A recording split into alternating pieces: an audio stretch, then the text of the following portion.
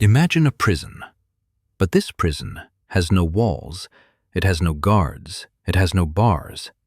Instead, the ceiling is the relentless, burning sun, and the floor is an infinite, deadly blue abyss that stretches for thousands of miles in every direction. In this prison, time does not exist. There is no Monday, no Sunday. There is only the light and the dark. You have no food, you have no fresh water, you have no motor, and you have absolutely no idea where you are. Now imagine staying in that prison, not for a week, not for a month, but for 438 days. This is not a movie script. This is not a myth. This is the harrowing true story of Jose Salvador Alvarenga.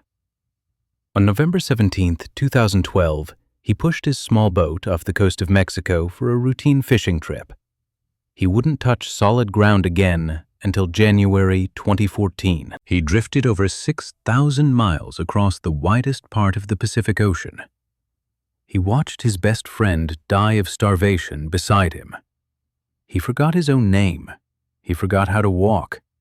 He became a part of the ocean itself. How does a human being survive 14 months eating nothing but raw birds and turtle blood? And more importantly, when the silence of the ocean is the only thing you hear for a year, how do you keep your mind from shattering into a million pieces? The nightmare began in a place that felt like paradise, the sleepy fishing village of Costa Azul on the coast of Mexico.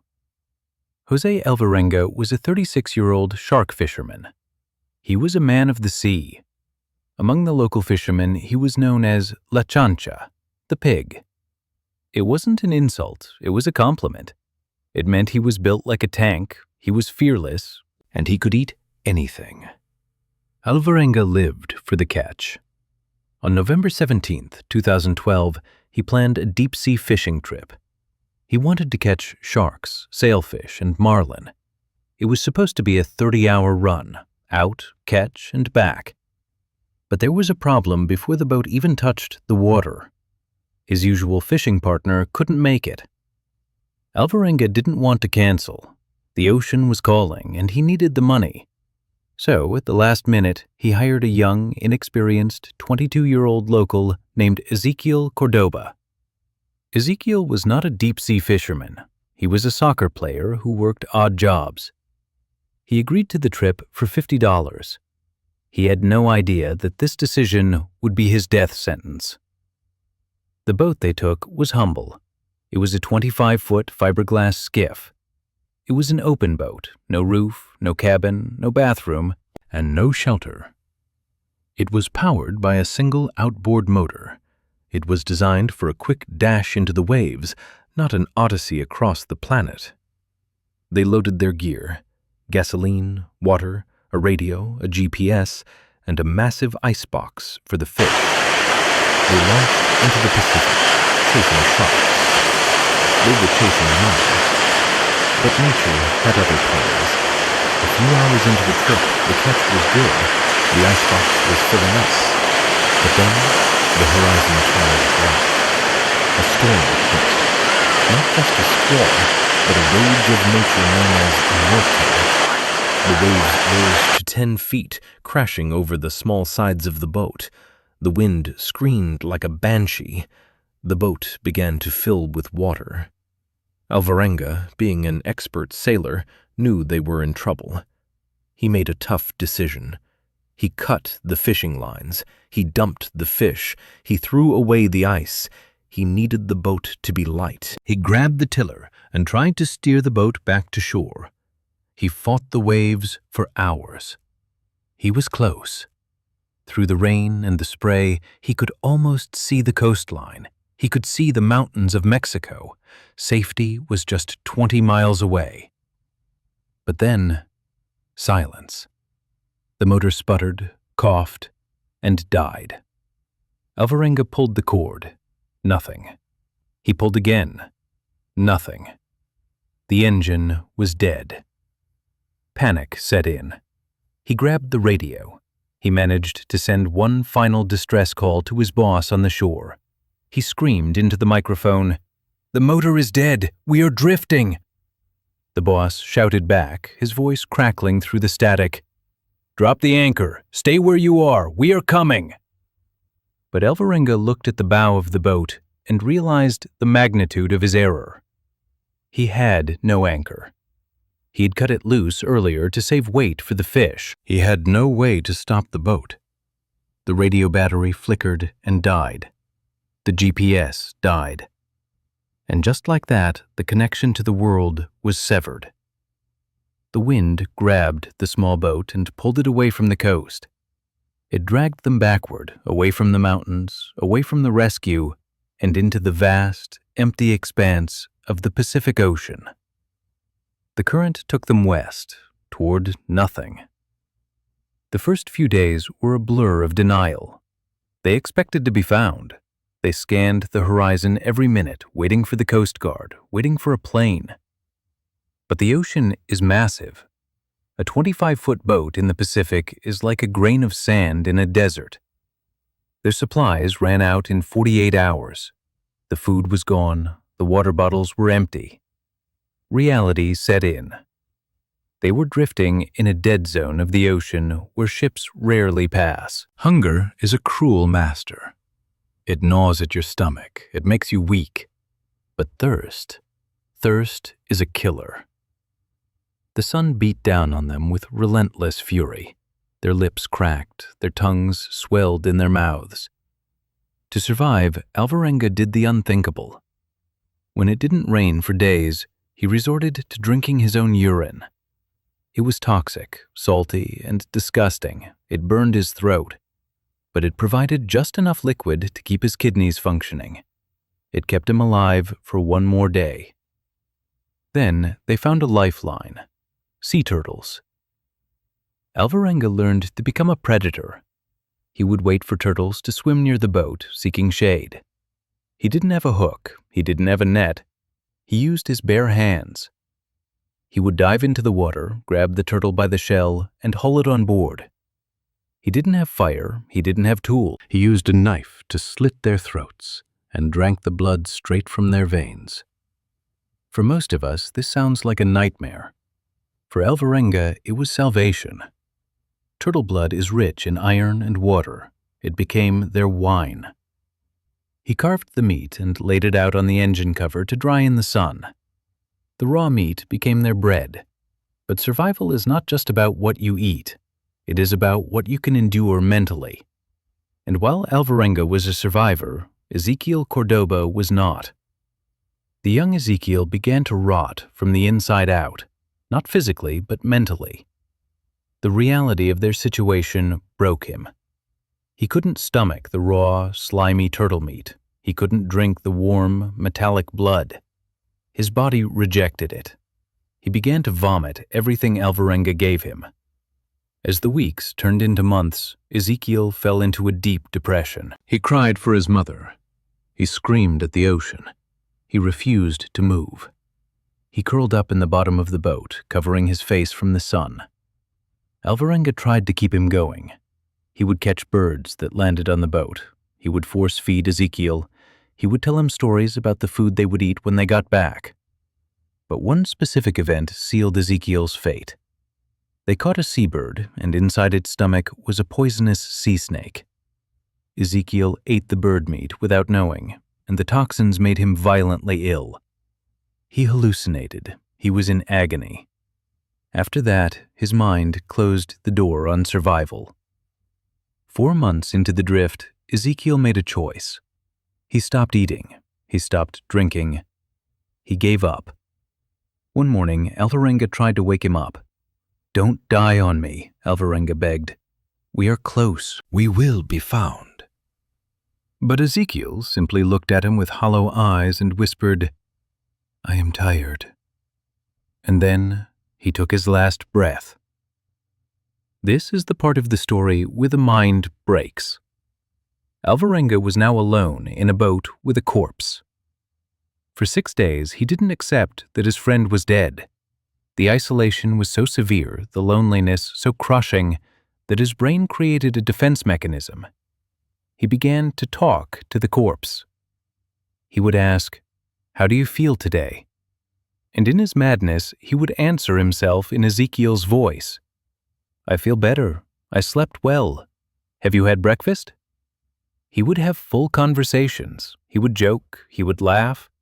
He was living out a delusion because the alternative, total, absolute, suffocating silence, was too terrifying to bear.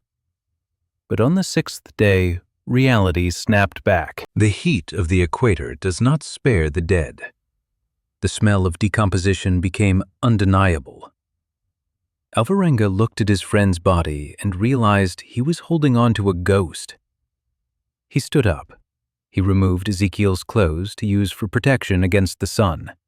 He said a prayer, and then he slid his friend's body into the dark water.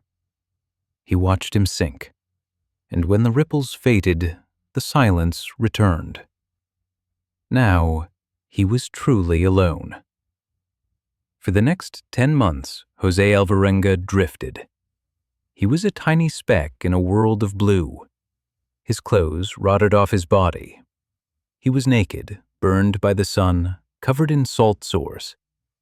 Barnacles began to grow on the bottom of the boat, creating a miniature ecosystem. Small fish gathered under the boat, which attracted sharks. He lived in a cycle of primitive survival. He created a world in his head to escape the reality of the boat. He imagined he was walking through his hometown. He imagined the sensation of sand under his feet. He imagined eating tacos, drinking cold beer, hugging his daughter. He would pace back and forth on the small boat, lost in these daydreams for hours. He developed a routine to stay sane. Routine is the anchor of the mind.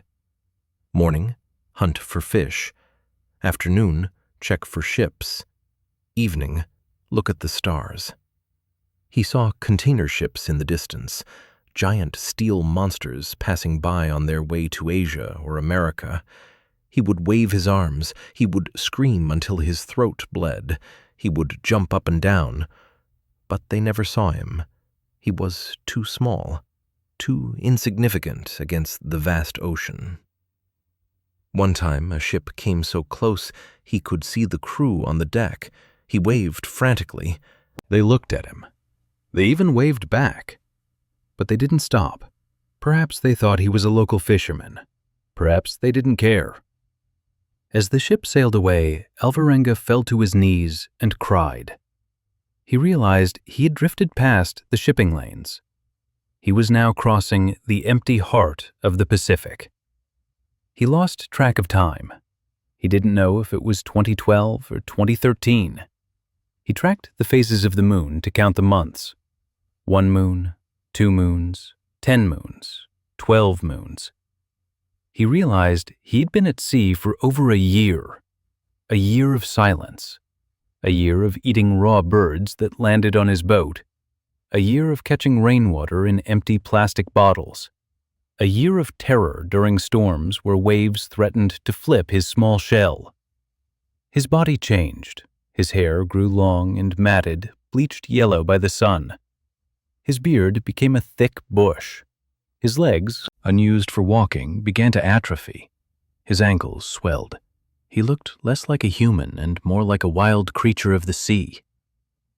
And then, on January 30th, 2014, day number 438, Alvarenga was staring at the horizon, just like he had done 1,000 times before. He expected to see clouds. He expected to see nothing. Instead, he saw a shape. It was jagged. It was green. Trees. A mountain peak. Land. His heart began to hammer in his chest. Was it a hallucination? He had seen imaginary islands before. He stared at it for hours, afraid to blink. But it didn't disappear. It got closer. It was the Eben Atoll, a tiny, remote island in the Marshall Islands. He had drifted 6,700 miles from Mexico. He had crossed the date line. He was on the other side of the world.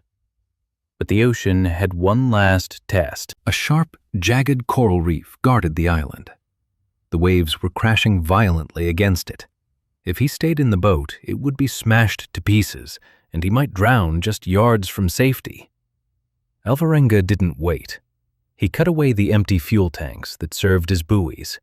He stood up on the edge of the boat. He looked at the land one last time, and he jumped. He hit the water. He tried to kick, but his legs were weak. They were like jelly. He let the waves carry him.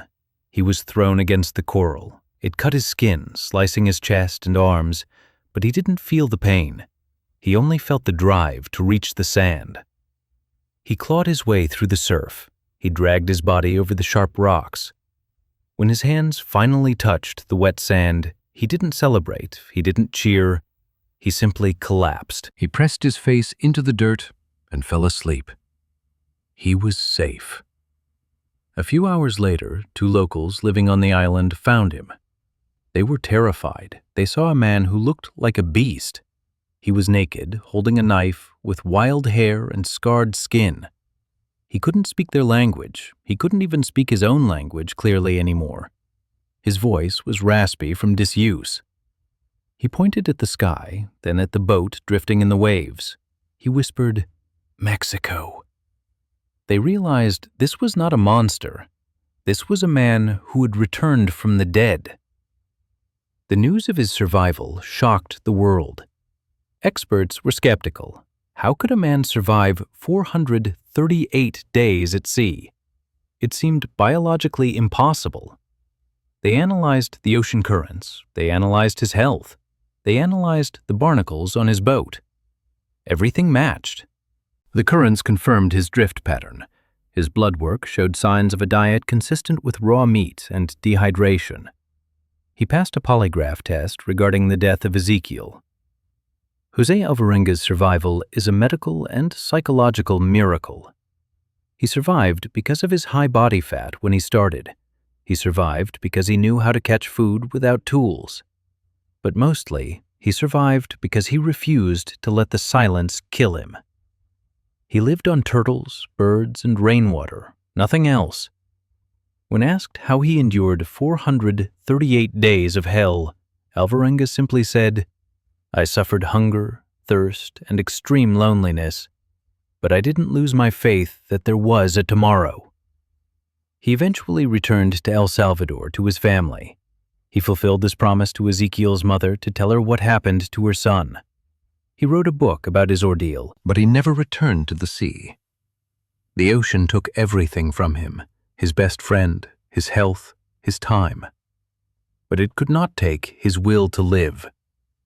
This story is a testament to the resilience of the human mind. When stripped of everything, society, comfort, food, and hope, we are capable of enduring the impossible. We are capable of floating in the abyss for 438 days and still finding the strength to swim to shore. If this story proved to you that the human spirit is unbreakable, hit the like button and subscribe to the channel because the next story is even more impossible.